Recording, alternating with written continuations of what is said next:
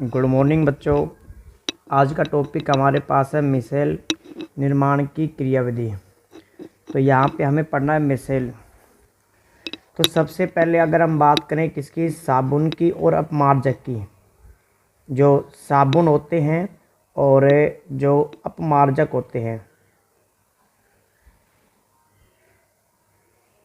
ये दोनों जब सफाई की क्रिया करते हैं तो यानी कि सफाई की क्रिया या शोधन की क्रिया करते हैं तो दोनों ही क्या बनाते हैं, मिसेल का निर्माण करते हैं। अब हम बात करेंगे इसमें साबुन। तो साबुन क्या होते हैं, उच्च वसीय अम्लों के या तो सोडियम लवण होते हैं या पोटेशियम लवण होते हैं। यानी कि यहाँ पे जो हमारे पास अम्ल होते हैं उनमें कार्बन की जो संख्या होती है वो बहुत अधिक पाई जाती है। जैसे अगर हम एग्जाम्पल की बात करें, साबुन का जो फॉर्मूला है वो है C17H35CO और Na+।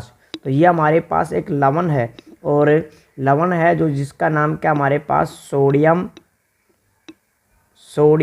स्टीरेट इसका लवण इसमें।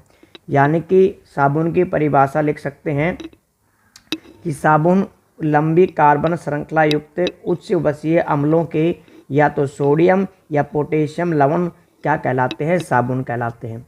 अब अगर हम साबुन की संरचना की बात करें तो इसमें टोटल 17 कार्बन है, 17 यहाँ पे और एक 18 कार्बन इसमें। तो हम इसको ऐसे भी लिख सकते हैं कि CH3CH2 और यहाँ पे जो CH2 होता है वो इसमें टोटल कितने बार होगा, यहाँ पे 16 बार होगा। और नेक्स्ट हमारे पास COO- और यहाँ पे क्या होगा Na+। तो जो हमारे पास का साबुन है यानी कि सोडियम स्टीरेट है, इसको हम इस प्रकार भी लिख सकते हैं।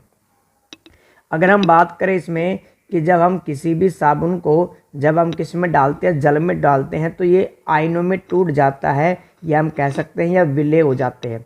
जब इसको हम जल में डालेंगे तो यह 2 प्रकार के आयनों का निर्माण करेगा। एक फर्स्ट होता है CH3CH2 इसमें 16 बार है और COO- और एक निर्माण करेगा Na+। यानी कि 2 प्रकार के आयनों का निर्माण करेगा। जो हमारे पास फर्स्ट आयन है इसका नाम होगा स्टीरेट आयन है, और जो हमारे पास Na है इसका नाम क्या होता है, सोडियम आयन। तो हम ये कह सकते हैं कि जो साबुन होता है इसको जब हम जल में विलय करते हैं तो 2 प्रकार के आयन बनेंगे। एक तो स्टीरेट आयन बनेगा और एक क्या बनेगा, सोडियम आयन बनेगा। अब यहाँ पे जो स्टीरेट आयन है इसकी स्ट्रक्चर हम अलग प्रकार से भी बना सकते हैं। जैसे हमें मालूम है इसमें कि जैसे यहाँ पे एक लाइन खींचते हैं तो यहाँ पे इस लाइन में क्या होता है, यहाँ पे कार्बन होता है और यहाँ पे भी क्या होता है, कार्बन। यानी कि जो हमारे पास हाइड्रोकार्बन होते हैं उनका एक लिखने का तरीका होता है जिसको हम क्या कहते हैं, बॉन्ड लाइन स्ट्रक्चर कहते हैं। और बॉन्ड लाइन स्ट्रक्चर में हम कभी भी हाइड्रोजन और कार्बन को रिप्रेजेंट नहीं करते हैं। जैसे फिलहाल अगर हमारे पास इसकी बात करें तो यहाँ पे 2 कार्बन है, उनके बीच में कैसा बॉन्ड है, सिंगल बॉन्ड है। इसी तरह अगर हमने ऐसे लाइन को ड्रॉ किया तो यहाँ पे 1 कार्बन है, यहाँ पे 2 कार्बन है, यहाँ पे 3 कार्बन है। ठीक है, तो यहाँ पे जो स्टीरेट आयन है उसमें टोटल कितने कार्बन है, 16 और 1 17। और यहाँ पे क्या प्रेजेंट है, कार्बोक्सिलेट आयन इसमें। तो यहाँ पे लिखेंगे इसमें कि कार्बन नंबर 1 2 3 4 5 6 7 8 9 10 11 12 13 14 15 16 और 17।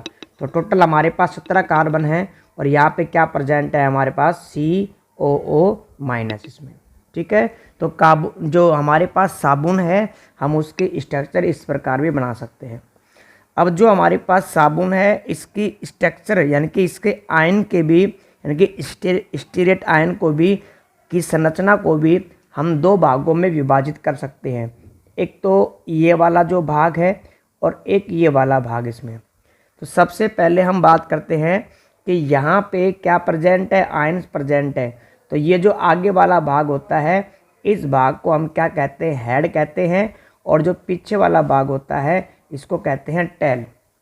यहाँ पे जो हेड है इसमें चार्ज इसमें आवेशित है, तो हम ये कह सकते हैं कि ये जो हमारे पास हेड वाला भाग होता है ये कैसा भाग होता है, ध्रुवीय भाग होता है।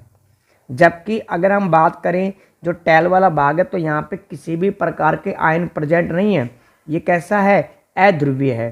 तो यहाँ पे हम ये कहेंगे जो टेल वाला भाग होता है ये कैसा होता है, अध्रुवीय भाग होता है।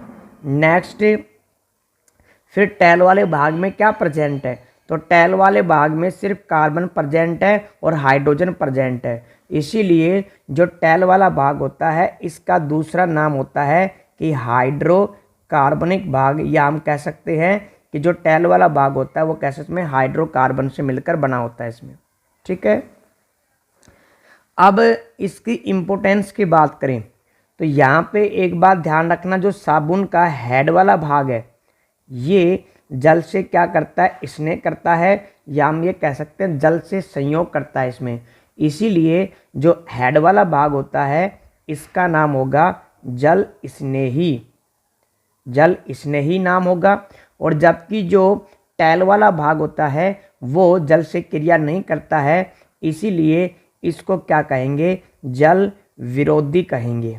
क्या कहेंगे, इसको जल विरोधी कहते हैं इसमें। ठीक है, लेकिन अब इम्पोर्टेंस बात क्या इसमें, इसमें इम्पोर्टेंस बात ये है कि जो टेल वाला भाग होता है, जो हमारे कपड़ों के ऊपर जो गंदगी पाई जाती है, तेलीय गंदगी पाई जाती है, उससे क्रिया करता है। ठीक है, तो ये किससे क्रिया करता है, टेल वाला भाग जो तेलीय मैल जो गंदगी पाई जाते हैं उससे क्रिया करता है। और जबकि हेड वाला जो भाग होता है वो किससे क्रिया करता है, इसमें जल से। इसीलिए इसको क्या कहते हैं, जल स्नेही, जल, या इसका नाम होगा जल रागी। ठीक है, इसको ये भी कहते हैं जल रागी भी कहते हैं, तो जल रागी भाग होगा इसमें। अब हम बात करते हैं इसमें कि साबुन के शोधन की प्रक्रिया कैसे होती है। तो सबसे पहले बेटा जो हमारी जो स्किन वगैरह होती है, इस स्किन में सूक्ष्म छिद्र पाए जाते हैं जहाँ से क्या करते हैं, हल्की ऑयल्स की ड्रॉप निकलती है। ये आपने फील भी किया होगा, जिसने आपने सुना होगा कि मेरी जो स्किन है वो ऑयली ज़्यादा है, यानी कि जैसे आपने मॉर्निंग में देखा होगा नॉइज़ वगैरह पे जो नाक के ऊपर क्या होता है, इसमें हल्का हल्का ऑयल होता है। तो इसी तरह हमारे बॉडी में सूक्ष्म छिद्र पाए जाते हैं और जिससे ऑयल क्या ड्रॉप निकलते हैं। जब वो ऑयल ड्रॉप क्या करते हैं, हमारे कपड़ों पर जमा होती है, तो धूल और मिट्टी के जो कण होते हैं वो क्या करते हैं, कपड़े पर इकट्ठा हो जाते हैं। तो यहाँ पे एग्जाम्पल के तौर पर हमारे पास ये क्या है, कपड़ा है, और इसके ऊपर क्या प्रेजेंट है, कोई भी तेलीय मैल गंदगी प्रेजेंट है। जब हम क्या कराते हैं, साबुन की शोधन की प्रक्रिया कराते हैं, तो साबुन का जो हमारे पास एक भाग, यानी कि एक जो साबुन का कण है वो क्या करेगा, वो आएगा और यह क्या करता है, गंदगी से संयोग करता है। तो इसका हेड वाला भाग तो क्रिया करेगा नहीं, तो कौन सा भाग क्रिया करेगा, टेल वाला भाग क्रिया करेगा। तो ये टेल वाला भाग क्या करता है, इस गंदगी से क्रिया करता है। तो जैसे जैसे साबुनों की जो, यानी कि साबुन के जो अणुओं की है उनकी मात्रा बढ़ती जाती है, तो एक समय वो आता है कि जब इनके एक निश्चित मात्रा हो जाती है, यानी कि इनकी संख्या 100 से अधिक हो जाती है, तो उस समय जो हमारे पास जितने भी साबुन के जो कण होते हैं, वो जो गंदगी होती है उसको चारों तरफ से क्या कर लेते हैं, घेर लेते हैं। तो ऐसे यानी कि यहाँ पे इस प्रकार से आते रहेंगे और यहाँ पे जो टेल वाला भाग है वो क्या करेगा, इससे संयोग करता रहेगा। तो एक समय वो आएगा कि साबुन के जो कण हैं वो इस गंदगी को क्या करते हैं, पूरी तरह से क्या कर लेते हैं, घेर लेते हैं, और यहाँ पे एक बोल नुमा स्ट्रक्चर प्राप्त होती है, और इस बोल नुमा स्ट्रक्चर को ही क्या कहते हैं, मिसेल कहते हैं। तो यहाँ पे हमारे पास ये जो स्ट्रक्चर, इसका नाम क्या है, मिसेल है। अभी फिलहाल जो गंदगी है वो कपड़े के ऊपर ही प्रेजेंट है। अब यहाँ पे क्या करेंगे, जब इस कपड़े को पानी में डालते हैं तो पानी से क्रिया या पानी से अट्रैक्ट कौन होगा, ये हेड वाला भाग अट्रैक्ट होगा। तो जब इसको कपड़े को गंदगी लगे या साबुन लगे कपड़े को, जब पानी में डालोगे तो ये हेड वाला भाग इससे अट्रैक्ट हो जाएगा, और जितनी भी गंदगी थी वो पानी में चली जाती है इससे अट्रैक्ट होकर, इससे खिंच के। तो इससे जब ये जितनी भी गंदगी होती है जब पानी में चली जाती है तो कपड़ा क्या होता है, साफ हो जाता है। तो ये हमारे पास है मिसेल निर्माण की क्रियाविधि, या इसको क्या कहते हैं, शोधन की प्रक्रिया कहते हैं इसमें। ठीक है, तो यहाँ पे हमारे पास जो कार्बन 17 है, ध्यान रखना साबुन में, इसलिए इसका नाम क्या है, सोडियम स्टीरेट है। इसमें कार्बन 16 भी होते हैं और एक कार्बन नंबर 17 है, उसमें डबल बॉन्ड भी पाया जाता है, इसलिए इसके अलग अलग नाम होते हैं। स्टेरिक अम्ल होता है, पोमेटिक अम्ल होता है, ओलिक अम्ल होता है, तो बहुत सारे इसमें अम्ल पाए जाते हैं इसमें, ठीक है। तो ये हमारे पास थे मिसेल के निर्माण की क्रियाविधि, और ये मिसेल क्या होती है, एक बॉलनुमा स्ट्रक्चर होती है इसमें। क्लियर यहाँ तक इसमें। अब नेक्स्ट हमारे पास एक टॉपिक आता है इसमें, और वो टॉपिक हमारे पास है CMC, जिसको हिंदी में कहते हैं क्रांतिक मिसेल सांद्रता। इसका मतलब क्या होता है, देखो सबसे पहले जब आपने सफाई की या शोधन की प्रक्रिया स्टार्ट की, तो उस समय साबुन के जो अणु थे वो जल में कम मात्रा में प्रेजेंट थे। तो वो जो कम मात्रा में जब प्रेजेंट होते हैं ना, तो ये जो अणु हैं वो किसकी तरह काम करते हैं, विद्युत अपघट्य की तरह काम करते हैं। लेकिन जब इनकी मात्रा एक निश्चित मात्रा हो जाती है, यानी कि लगभग हम बात करें 100 के बराबर अगर हो जाते इसमें, तो यहाँ पे जो जितने भी साबुन के कण हैं वो आपस में क्या करेंगे, जुड़ जाएंगे, और आपस में जुड़कर क्या बनाएंगे, मिसेल का निर्माण करते हैं। तो साबुन के अणुओं की वो संख्या जिसके ऊपर मिसेल का क्या होता है, निर्माण होता है, उनकी सांद्रता या उनकी संख्या ही क्या कहलाती है, CMC कहलाती है, या क्रांतिक मिसेल सांद्रता कहलाती है। और जो साबुन है इसकी CMC का मान दे रखा है, वो है 10⁴ से लेके 10⁻⁻⁴। अब यहाँ पे सांद्रता है तो यहाँ पे क्या लिखेंगे, मोल पर लीटर इसमें।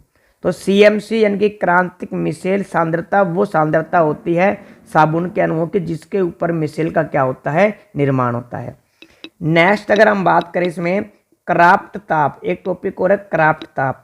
तो जो मिसेल के निर्माण की प्रक्रिया है वो भी एक निश्चित टेम्परेचर पे होती है। तो हम ये कह सकते हैं कि वह ताप जिसके ऊपर मिसेल का निर्माण होता है उसी ताप को क्या कहते हैं, क्राफ्ट ताप कहते हैं। नेक्स्ट टॉपिक है बच्चों कोलाइडी विलयन बनाने की विधियाँ। तो कोलाइडी विलयन बनाने की दो विधियाँ हैं, यानी कि जो कोलाइडी विलयन है हमारे पास वो दो प्रकार का होता है, एक तो द्रव स्नेही, एक होता है द्रव रागी। तो यहाँ पे हमारे पास सोल, तो सबसे पहले हम बात करते हैं जो कोलाइडी यानी कि सोल अवस्था का प्राप्त होते हैं, यानी कि सोल कोलाइड का विलयन का प्राप्त होता है जब हमारे पास परिक्षेपण माध्यम और परिक्षिप्त प्रावस्था, यानी कि जो परिक्षिप्त प्रावस्था वो तो हमारे पास कैसी होती है, द्रव होती है, और परिक्षेपण माध्यम हमारे पास कैसा होता है, ठोस होता है। जब जो हमारे पास कोलाइडी विलयन बना होता है वो क्या कहलाता है, सोल कहलाता है इसमें। तो दो प्रकार के कोलाइडी विलयन हैं, एक तो द्रव स्नेही, एक द्रव विरोधी। अगर हमें सोल बनाना है तो यानी कि द्रव स्नेही सोल बनाने की विधियाँ, एक हमारे पास द्रव विरोधी सोल बनाने की विधियाँ। अब सबसे पहले हम बात करते हैं द्रव स्नेही सोल बनाने की विधियाँ। तो सबसे पहले द्रव स्नेही कोलाइड क्या होते हैं भाई, ऐसे कोलाइड होते हैं जिनमें जो हमारे पास परिक्षिप्त प्रावस्था है उसमें कोई भी परिक्षेपण माध्यम मिलाते हैं या कोई भी कण मिलाते हैं, कोलाइडी कण, वो आसानी से क्या होते हैं, घुल मिल जाते हैं या आसानी से कोलाइडी विलयन बना लेते हैं। तो ऐसे कोलाइडी विलयन को क्या कहते हैं, द्रव स्नेही कहेंगे। अगर मिलाए जाने वाला पदार्थ ठोस है और जिसमें मिला रहे हैं वो द्रव है, तो जो हमारे पास बनेगा वो क्या कहलाएगा, सोल कहलाएगा। तो द्रव स्नेही सोल बनाने के लिए हमें कोई विशेष विधि का उपयोग नहीं करना पड़ता है, क्योंकि जो हमारे पास परिक्षेपण माध्यम है और जो परिक्षिप्त प्रावस्था है, इन दोनों के बीच में आकर्षण पाया जाता है, इसलिए उनको बनाने के लिए कोई विशेष विधि काम में नहीं लेते हैं। नेक्स्ट हमारे पास है द्रव विरोधी सोल बनाने की विधियाँ, यानी कि हमारे पास जो परिक्षेपण माध्यम और परिक्षिप्त जो प्रावस्था है उनमें जब अट्रैक्शन नहीं होता है तो उनको बनाने के लिए हमें विशेष विधियों का उपयोग करना पड़ता है। तो हमारे पास दो प्रकार की विधियाँ हैं, एक है परिक्षेपण विधि और दूसरी हमारे पास होती है संघनन विधि। परिक्षेपण विधि में क्या करेंगे, सबसे पहले हमारे पास बड़े आकार के जो अणु होते हैं उनको क्या करते हैं, विभाजित करते हैं, छोटे छोटे टुकड़ों में क्या करेंगे, विभाजित करेंगे, और इन कणों का आकार कोलाइडी कणों के आकार के बराबर होगा, यानी कि इन कणों से हम क्या बनाएंगे, कोलाइडी कण का निर्माण करेंगे। तो यहाँ पे कोलाइडी कण बनाने के लिए हमें बड़े अणुओं का उपयोग करना पड़ेगा और उनको विभाजित करके छोटे कण प्राप्त करेंगे, जिससे क्या बनाते हैं, कोलाइडी विलयन बनाते हैं। तो ये हमारे पास है परिक्षेपण विधि। जबकि संघनन विधि में क्या करना है हमें कि छोटे छोटे जो हमारे पास कण होते हैं इनको आपस में जॉइंट करना है और जॉइंट कर कर ऐसे कणों का निर्माण करना है कि जिनका आकार कोलाइडी कणों के बराबर होता है। तो ये हमारे पास दो प्रकार की विधियाँ हैं। तो सबसे पहले हम बात करते हैं परिक्षेपण विधि के एग्जाम्पल की या परिक्षेपण विधि के टाइप की बात करते हैं। तो इसमें से हमारे पास फर्स्ट टाइप होता है वैद्युत परिक्षेपण या ब्रीडिंग आर्क विधि। तो सबसे पहले जो हमारे पास इस विधि के द्वारा जो हमारे पास मृदा धातु होते हैं, यानी कि जिनसे सिक्के वगैरह बनाए जाते हैं, जैसे एग्जाम्पल गोल्ड की बात करें, जैसे एग्जाम्पल प्लेटिनम की बात करें, तो जिसके सिक्के बनाए जाते हैं उन धातुओं को क्या करते हैं, इस विधि के द्वारा उनके सोल बनाए जाते हैं। तो सबसे पहले देखो इस विधि में क्या करते हैं, हमें जिस भी धातु का क्या करना है, सोल बनाना है, तो उसके क्या लेते हैं, इलेक्ट्रोड लेते हैं। तो ये हमारे पास क्या है, इलेक्ट्रोड है, इसमें इलेक्ट्रोड, ठीक है। और यहाँ पे हमारे पास क्या करते हैं, इनको परिक्षेपण माध्यम में क्या करते हैं, विलयशील कर देते हैं। इसमें जब डुबा देते हैं तो इन इलेक्ट्रोडों का संबंध जब हम बैटरी से करते हैं तो इनके बीच में विद्युत धारा प्रवाहित करेंगे। तो विद्युत धारा प्रवाहित करने पर इनके बीच में क्या होता है, स्पार्क होता है। और स्पार्क होने की वजह से ये जो इलेक्ट्रोड होते हैं ये गर्म होकर क्या करते हैं, पिघल जाते हैं, यानी कि छोटे छोटे कणों में क्या होते हैं, परिवर्तित हो जाते हैं। अब यहाँ पे जो हमारे पास माध्यम गर्म है, जब यहाँ पे जो माध्यम गर्म है तो यहाँ पे हमने जो भी परिक्षेपण माध्यम लिया है उसको वाष्पित होने से बचाने के लिए हम क्या करते हैं, इस कंटेनर के चारों ओर या तो जल भर देते हैं या हम इसके कंटेनर के चारों ओर क्या करते हैं, बर्फ भर देते हैं। यानी कि जो भी हमने क्या लिया है, इसमें परिक्षेपण माध्यम लिया है वो वाष्पित ना हो, उसको बचाने के लिए इसमें। अब जो हमारे इनके बीच में जब विद्युत धारा प्रवाहित करते हैं तो ये इलेक्ट्रोड पिघलकर छोटे छोटे कणों में क्या होते हैं, बदल जाते हैं। लेकिन जो हमारे पास ये कोलाइडी जो कण बने हैं, यहाँ पे ये जो कण आपस में क्या करते हैं, चिपक कर नीचे बैठ जाते हैं, यानी कि अवक्षेपित हो जाते हैं। तो इन कणों को आपस में चिपकने से रोकने के लिए यहाँ पे हमें यूज करना पड़ता है, स्थायी कारक यूज करना पड़ता है।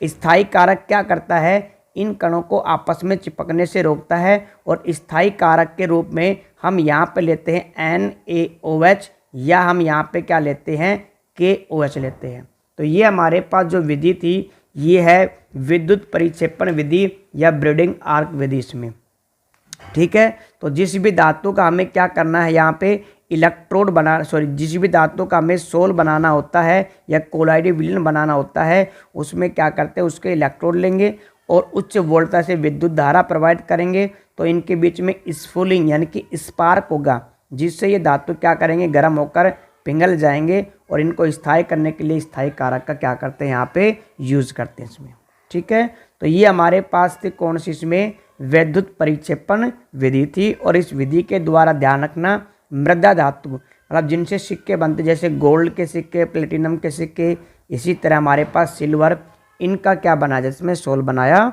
जाता है। नेक्स्ट विधि है पेप्टीकरण।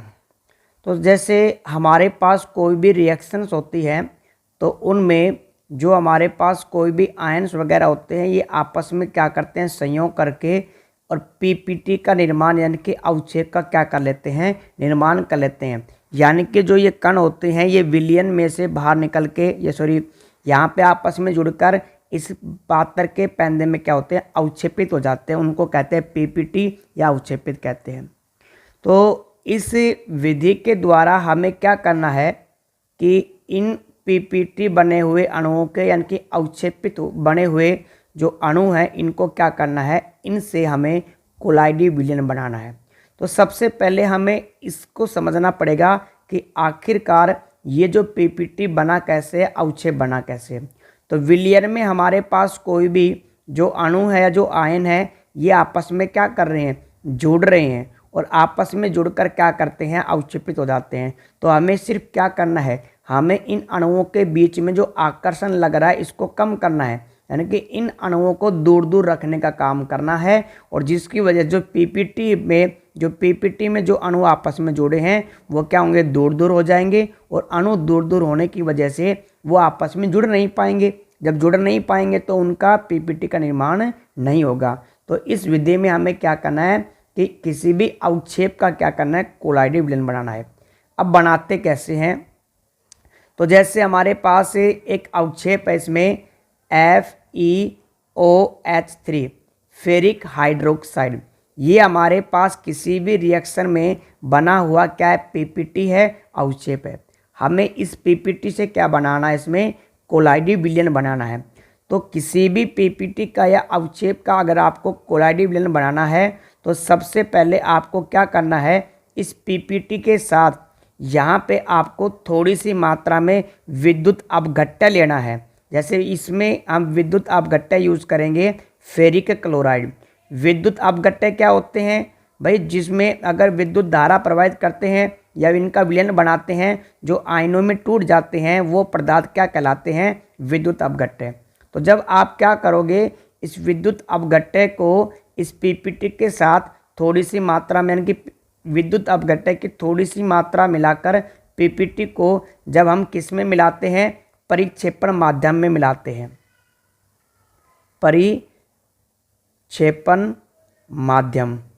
परिक्षेपण माध्यम में मिलाते हैं तो विद्युत अपघट्य क्या होगा, आयनों में टूट जाएगा। तो आयनों में टूट जाता है तो इनमें से कोई भी जो एक आयन होता है वो क्या करता है, इस अवक्षेप के चारों तरफ इकट्ठा, या हम कह सकते हैं कि इस अवक्षेप के द्वारा क्या होता है, अवशोषित कर लिया जाता है इसमें। तो यहाँ पे हमारे पास जब ये टूटेंगे तो यहाँ पे दो प्रकार के आयन बनेंगे।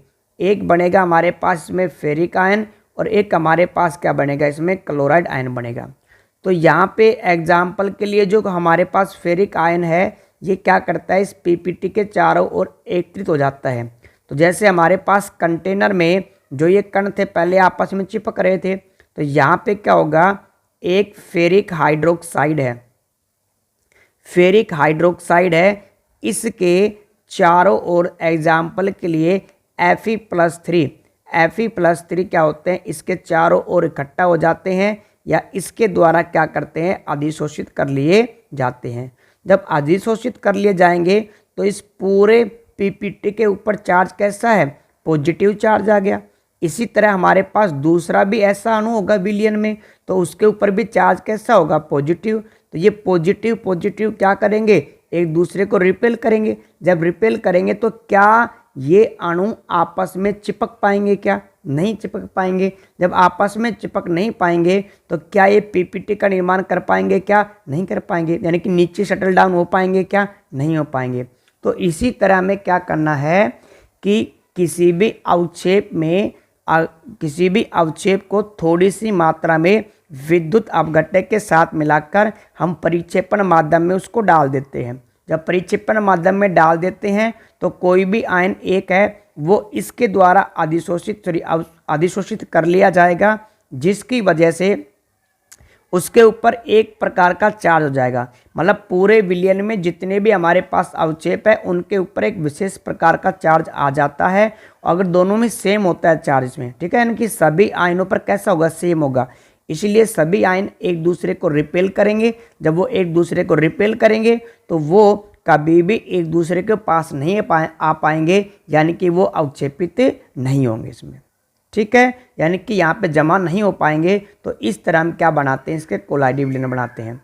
इसी का एक दूसरा एग्जाम्पल है कि हमारे पास इसमें है सिल्वर क्लोराइड, एक पीपीटी है, ठीक है, सिल्वर क्लोराइड एक पीपीटी है। हमें क्या करना है, इसको अवक्षेपित होने से बचाना है।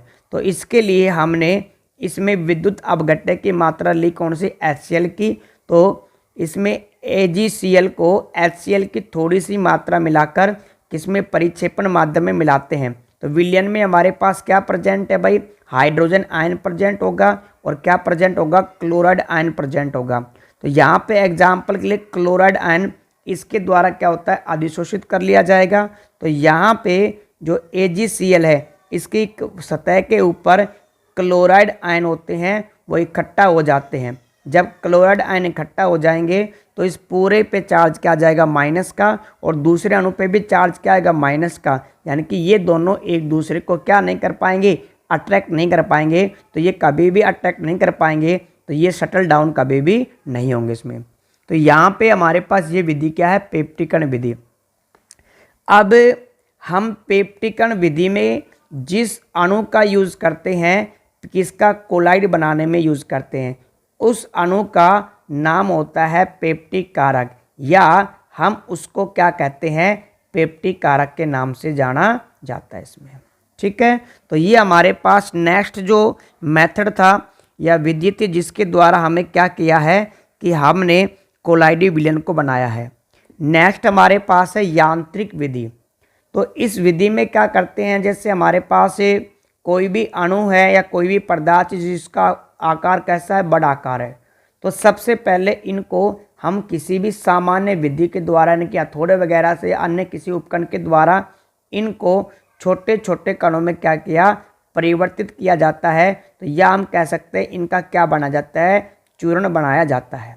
ठीक है, अब इस चूर्ण को हम किसी भी विलयन में डालकर यहाँ पे हम क्या बनाते हैं, उनका निलंबन तैयार करते हैं। ठीक है, यानी कि इस पाउडर से इन निलंबन कणों में क्या करेंगे, परिवर्तित करेंगे। अब इन निलंबन कणों को हम किस में डालते हैं, एक चक्की में डालते हैं। तो यहाँ पे जो हमारे पास चक्की है इसमें दो पार्ट होते हैं, जैसे हमारे सेम आटे की चक्की होती है वैसे ही है। उस आटे की चक्की में भी दो पार्ट होते हैं, एक जो पार्ट होता है वो स्थिर होता है और दूसरा कैसा होता है, गतिशील होता है। और जो गतिशील पार्ट होता है वो फैन बेल्ट की सहायता से क्या होता है, अटैच होता है। इसमें सेम कंडीशन है, लेकिन यहाँ पे जो नीचे वाला पार्ट है ये कैसा पार्ट है, एक स्थायी पार्ट होता है, यानी कि ये गति नहीं करता है। फिर जो ऊपर वाला पार्ट होता है ये क्या करता है, गतिशील करता है, इसलिए इसको क्या कहते हैं, गतिशील पार्ट कहते हैं। और यहाँ पे ऊपर से हम क्या डालते हैं, निलंबन कणों को डालते हैं, और इस ऊपर वाले पार्ट को घुमाया जाता है, किसके द्वारा, फैन बेल्ट की सहायता से घुमाया जाता है। अब ये जो हमारे पास चक्की के जो पार्ट्स होते हैं इनकी जो गति होती है, यानी कि चक्कर होता है, वो होता है 7000 प्रति मिनट। यानी कि 1 मिनट में कितने चक्कर लगाता है, 7000 चक्कर लगाता है। जब इनको इस चक्की में अगर हम निलंबन कणों को डालते हैं तो ये जो चक्की के पार्ट होते हैं निलंबन कणों को क्या करते हैं, पीसकर छोटे कणों में परिवर्तित कर देते हैं, और इन कणों को क्या कहते हैं, कोलाइडी कण कहते हैं। तो ये हमारे पास थी परिक्षेपण विधि में पहली जो हमारे पास थी विद्युत परिक्षेपण विधि, नेक्स्ट इसमें पेप्टिकन विधि, और नेक्स्ट हमारे पास किसमें, यांत्रिक विधि है। इसमें नेक्स्ट विधि है बच्चों संघनन विधि। तो इस विधि में क्या करना हमें कि ऐसे पदार्थ लेने हैं जिनका आकार कैसा होता है, छोटा छोटा आकार होता है, और इन छोटे आकार के कणों को आपस में जोड़कर हमें कोलाइडी कण बनाने हैं, और इन कोलाइडी कणों से क्या बनाना है, कोलाइडी विलयन बनाना है। तो संघनन जो विधि है, इस विधि में क्या होता है कि किसी भी पदार्थ के, या हम कह सकते हैं इसमें कि जो हमारे पास परिक्षेपण माध्यम परिक्षेप जो परावस्था होती है उसके छोटे छोटे कणों को आपस में जोड़कर और कोलाइडी कणों में परिवर्तित किया जाता है, और इन कोलाइडी कणों से क्या बनाएंगे, कोलाइडी विलयन बनाते हैं। तो इस विधि में छोटे छोटे कणों को आपस में जोड़ा जाएगा। तो इनमें हमारे पास और निम्न प्रकार की विधियां हैं, जिसमें से फर्स्ट हमारे पास है ऑक्सीकरण।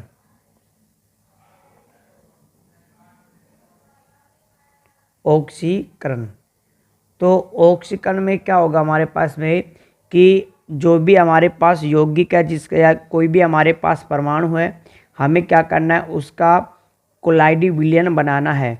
तो हमें या तो उसका विलयन लेना पड़ेगा, उस विलयन का क्या कराएंगे, ऑक्सीकरण करवा के हम क्या प्राप्त करेंगे, उसका इसमें कोलाइडी विलयन या उसका सोल प्राप्त करेंगे। जैसे एग्जाम्पल की बात करें, अगर हमें यहाँ पे सल्फ़र का सोल बनाना है तो क्या करेंगे, सबसे पहले हम सल्फ़र के जो विलयन है उनको लेंगे। तो सल्फर का विलयन जैसे हमारे पास एक है SO2 सल्फर डाइऑक्साइड का जलीय विलयन है, और एक हमारे पास ब्रोमीन का जलीय विलयन है। इन दोनों विलयन में हम क्या करते हैं, हाइड्रोजन गैस को जब प्रवाहित करते हैं तो इनके यानी कि सल्फर का सोल हमें प्राप्त होता है। तो दोनों में क्या करना है, हमें हाइड्रोजन जो गैस है उसको क्या करेंगे, प्रवाहित करेंगे, इसमें H2S गैस को प्रवाहित करेंगे। अब यहाँ पे जब H2S गैस को प्रवाहित करेंगे तो यहाँ पे क्या होगा, इसमें देखो यहाँ पे हमारे पास कितने ऑक्सीजन हैं, 2 ऑक्सीजन हैं, और यहाँ पे 2 हाइड्रोजन है। तो यहाँ पे H2S के 2 अणु लेंगे तो 4 हाइड्रोजन और 2 ऑक्सीजन आपस में क्रिया करते हैं और ये निर्माण करते हैं 2H2O का, यानी कि 2 जल के अणुओं को क्या करेंगे, निष्कासन करेंगे। अब हमारे पास क्या बच गया, सल्फर बच गया, और ये सल्फर बच गया, ये दोनों सल्फर आपस में जुड़ जाते हैं और यहाँ पे क्या बनाएंगे, सल्फर का सोल। तो यहाँ पे सल्फर 2 हैं तो टोटल हमारे पास सल्फर कितने बनेंगे, 3। तो यहाँ पे क्या प्राप्त हो गया, हमें सल्फर का सोल प्राप्त हो गया। इसी प्रकार जब हम ब्रोमीन के जलीय विलयन में अगर H2S गैस को प्रवाहित करेंगे तो यहाँ पे एक हाइड्रोजन एक ब्रोमीन से क्रिया करेगा तो ये बनाएगा हाइड्रोजन ब्रोमाइड बनाएगा, और 2 हाइड्रोजन 2 ब्रोमीन से अगर क्रिया करेंगे तो क्या बनाएंगे, 2HBr बनाएंगे। यहाँ पे फिर से हमें यहाँ पे क्या प्राप्त हो गया, सल्फर का सोल। तो हमारे पास किसी भी पदार्थ का अगर आपको सोल बनाना है तो वहाँ उसके विलयन में हम H2S गैस को प्रवाहित करके उसका सोल प्राप्त कर सकते हैं। तो इसके द्वारा जैसे हम आयोडीन का भी सोल प्राप्त कर सकते हैं। इसमें नेक्स्ट हमारे पास है नंबर टाइप B है, और वो क्या है, अपचयन। यानी कि हम किसी भी जो धातु होते हैं उनके क्लोराइडों का हम क्या करा सकते हैं, अपचयन करा सकते हैं, और अपचयन करा के हम क्या प्राप्त कर सकते हैं, कोलाइडी विलयन प्राप्त कर सकते हैं। जैसे एग्जाम्पल हमें क्या प्राप्त करना है, गोल्ड का सोल प्राप्त करना है। तो जैसे हमारे पास AuCl3 है, हम क्या कराएंगे, इसका अपचयन कराएंगे। तो अपचयन के रूप में हम लेते हैं अपचायक। तो अपचायक के रूप में यहाँ पे क्या लेंगे, ZnCl2 लेते हैं। तो AuCl3 के 2 अणु और SnCl2 के हम 3 अणु लेते हैं। तो यहाँ पे हमारे पास ये आपस में जब क्रिया करते हैं ZnCl4 के 3 अणु और प्लस में Au के 2 अणु प्राप्त होते हैं। तो इस प्रकार हम किसी भी धातुओं का क्या करा के उसका अपचयन करा के हम क्या प्राप्त कर सकते हैं, उनके सोल प्राप्त कर सकते हैं। अब इसी तरह जो अपचायक के रूप में हम कुछ कार्बनिक पदार्थों का भी यूज़ कर सकते हैं। जैसे फर्स्ट एग्जाम्पल है HCHO, यानी कि जो फॉर्मल्डिहाइड है, इसका भी उपयोग हम कर सकते हैं किसमें, अपचायक के रूप में। और इसी के साथ हमारे पास है नेक्स्ट फेनिल हाइड्रेजीन। तो फेनिल हाइड्रेजीन का भी प्रयोग हम किस में करते हैं, अपचायक के रूप में प्रयोग कर सकते हैं इसमें। तो ये हमारे पास 2 तो मेथड है इसमें, एक फर्स्ट हमारे पास ऑक्सीकरण, नेक्स्ट है अपचयन। अब हम बात कर इसमें थर्ड की बात करते हैं, और थर्ड हमारे पास क्या है इसमें, जल अपघटन। तो यहाँ पे क्या होता है, जैसे हमारे पास कोई भी धातु वगैरह होते हैं उनके क्लोराइडों को या उनके ऑक्साइडों का हम जल अपघटन करा के भी क्या प्राप्त कर सकते हैं, सोल प्राप्त कर सकते हैं, या उनका कोलाइडी विलयन बना सकते हैं। जैसे एग्जाम्पल हमारे पास इसमें है फेरिक क्लोराइड FeCl3। हमें आयरन का क्या बनाना है, यहाँ पे सोल प्राप्त करना है। तो यहाँ पे क्या करेंगे कि आयरन क्लोराइड की हम क्या कराते हैं, जल अपघटन कराते हैं। तो यहाँ पे इसकी रिएक्शन किससे कराएंगे, जल से कराते हैं। तो जल का फॉर्मूला हमारे पास HOH है और HOH है। तो यहाँ पे ये 3 Cl 3 हाइड्रोजन से क्रिया करते हैं और ये फॉर्मेशन करेंगे किसका, 3HCl का फॉर्मेशन करेंगे। और इसी के साथ हमारे पास बनेगा इसमें FeOH3 फेरिक हाइड्रोक्साइड का एक सोल प्राप्त हो जाता है। और यहाँ पे जो हमारे पास फेरिक हाइड्रोक्साइड जो सोल बनेगा वो किस प्रकृति का, सॉरी कैसे रंग का होता है, लाल रंग का होता है। तो हम किसी भी धातुओं के ऑक्साइडों का हम जल अपघटन कराकर भी क्या प्राप्त कर सकते हैं, उनके सोल प्राप्त कर सकते हैं या उनके कोलाइडी विलयन बना सकते हैं। नेक्स्ट हमारे पास इसमें है थर्ड, यानी कि जो फोर्थ है वो है विलायक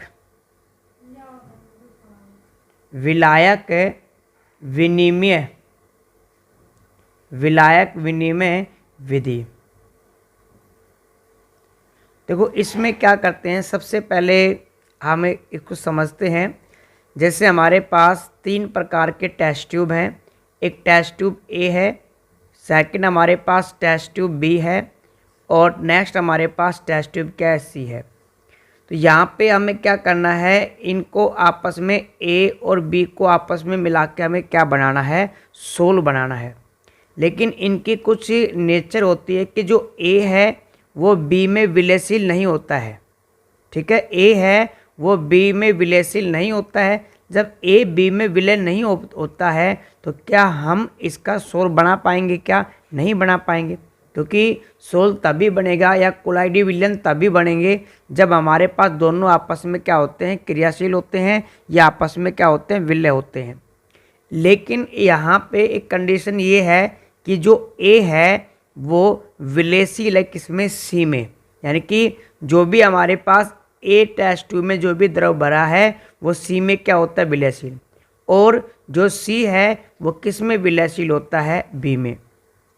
तो सबसे पहले हमें क्या करना है, यहाँ पे ए और बी का हमें सोल प्राप्त करना है, इनको मिला के कोलाइडी विलयन प्राप्त करना है। लेकिन ए और बी आपस में मिल नहीं सकते, यानी कि विलय नहीं होते हैं। लेकिन ए विलय हो सकता है बी में और सी में, और सी विलय हो सकता है किसमें, बी में। तो इसमें जैसे इसको क्या करेंगे, तो सबसे पहले ए को हम मिलाएंगे सी में और सी और ए को आपस में मिलने के बाद जो विलयन मिलेगा उसको किस में मिलाएंगे, बी में मिलाते हैं। तो इस प्रकार हम क्या कर रहे हैं, विलायकों का विनिमय कर रहे हैं। जैसे एग्जाम्पल हमारे पास इस टेस्ट ट्यूब ए के अंदर भरा है इसमें सल्फर, और जो टेस्ट ट्यूब बी है उसके अंदर भरा है H2O, और जो टेस्ट ट्यूब नंबर सी है इसके अंदर भरा है अल्कोहल। अब हमें क्या करना है, सल्फर का सोल प्राप्त करना है। तो सल्फर का सोल प्राप्त करना है तो सल्फर को अगर हम जल में घोलते हैं तो यहाँ पे जल में क्या होता है, अविलय होता है। जब जल में अविलय होगा तो हम इसका सोल नहीं प्राप्त कर सकते हैं। तो फिर क्या करेंगे, तो लेकिन जो सल्फर होता है वो अल्कोहल में क्या होता है, विलयशील होता है। तो पहले हम सल्फर को किस में विलय करेंगे, अल्कोहल में विलय करेंगे। और अल्कोहल किस में विलय होता है, जल में विलय होता है। तो सबसे पहले हम सल्फर को किस में, अल्कोहल में विलय करेंगे, यानी कि इन दोनों का विलयन बनाएंगे। फिर अल्कोहल को जल में मिला देंगे। तो यहाँ पे जब इस प्रकार सल्फर होता है वो किस में घुल जाएगा, H2O में, यानी कि इसमें सल्फर का क्या प्राप्त हो जाएगा, सोल प्राप्त हो जाता है। तो जो हमारे पास नंबर थर्ड है इसमें क्या करते हैं, विलायकों का विनिमय करते हैं। ठीक है, तो यानी कि इसमें जैसे हमारे पास कोई भी ऐसा विलय पदार्थ, कोई भी ऐसा पदार्थ जो किसी दूसरे विलायक में विलय नहीं होता है तो उसको सबसे पहले उस विलायक में मिलाते हैं जिसमें विलयशील होता है। फिर विलय हुए हुए इसमें द्रव को हम किस में मिलाते हैं, इसमें हम जिसमें जो पहले वाला द्रव मिल नहीं पाता है इसमें। तो इस प्रकार क्या करते हैं, विलायकों का विनिमय करके हम कोलाइडी विलयन बनाते हैं। तो संघनन विधि थी हमारे पास, और संघनन विधि में हम छोटे छोटे कणों को आपस में मिलाकर बड़े कणों का निर्माण करते हैं और जिनका आकार किसका होता है, कोलाइडी कणों के बराबर होता है।